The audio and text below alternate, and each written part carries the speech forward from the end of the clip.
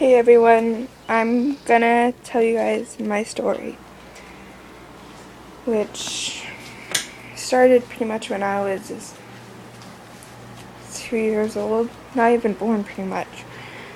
Um, my birth parents, were drug addicts. They gave up on me. Um, my mother was pregnant with me. She did drugs, she smoked, she did everything. When I was born, I was given foster family to foster family until I landed with my adoptive dad and my adoptive mother, who died when I was 11. My adoptive mother, died when I was 11. She had been sick for many years. She couldn't breathe, so she always had oxygen. I actually have a picture of her. I'll show you guys.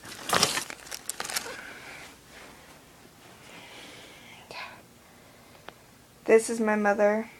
Her name was Robin Rice. She wasn't the best mother.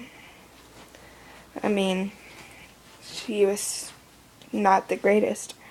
But that doesn't mean I don't miss her every day. It doesn't mean that it doesn't hurt me to know that I lost my mother. I still cry about it, and no, that does not make me a baby. My mother died on my younger sibling's 10th birthday, 2 months before my birthday. She died while they were going to do surgery on her, and as soon as she was under the anesthesia, she died. I was in school and I went to the office because I got this feeling in me like something had been taken away. Because something had been. My mother. A month after, we had finished packing and we moved to my aunt's house, my mom's oldest sister, and her wife. They weren't the best. They were abusive. I was afraid, and I was afraid for my younger sibling. I was the one who took most of the beatings. Rarely did they ever touch my younger sibling.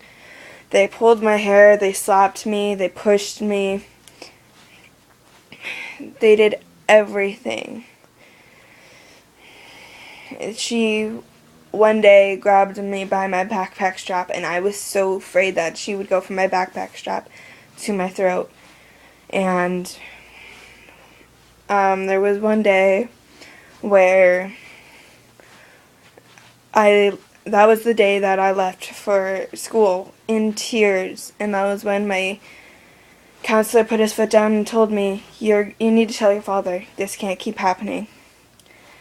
My father found out. I had been afraid to tell him. I was afraid he wouldn't believe me. He still doesn't believe me, but he did it just for the sake of it. I don't even know why.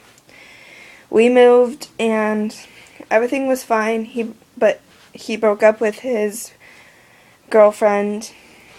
He found a new girlfriend. Now my stepmother, Kristen. We had started going to her place, and she had a man there, 26-year-old man who lived with her. Technically, he was just a roommate who was staying at her place. Who knew he would be a predator? And he would be the one who got to me. And I will tell you the story of what happened that night. So we were staying at her house, and we had watched movies and stuff. We set up the air mattress.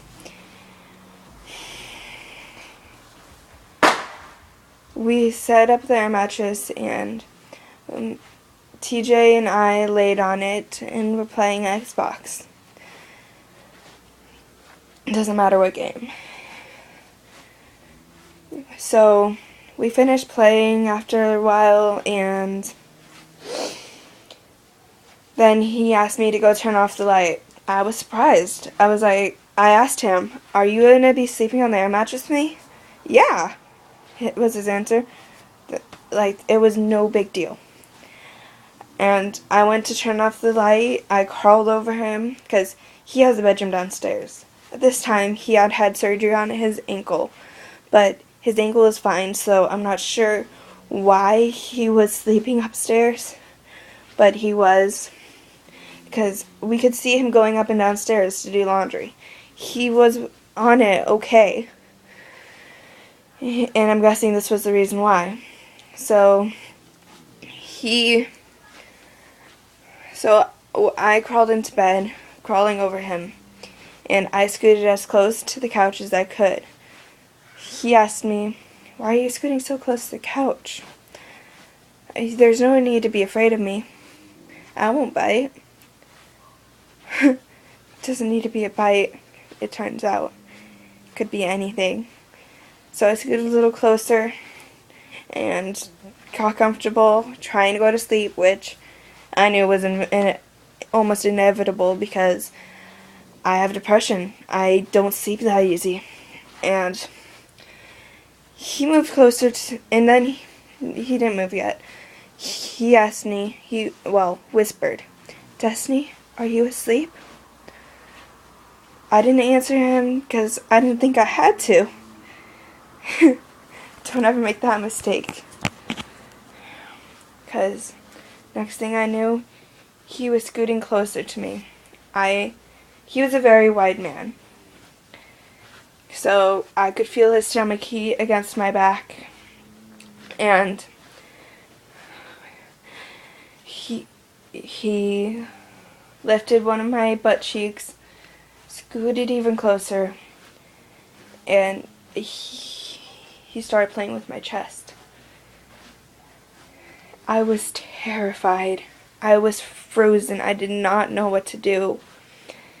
He then slowly slid his hand into the back of my pants where my underwear was, and he started groping my butt technically. And then he slowly moved his hand up my shirt, lifted his hand, and started groping my chest. I was terrified. What was I supposed to do? I didn't know what to do. I was too scared. He then started touching me down there, and he wouldn't stop for about 10 minutes.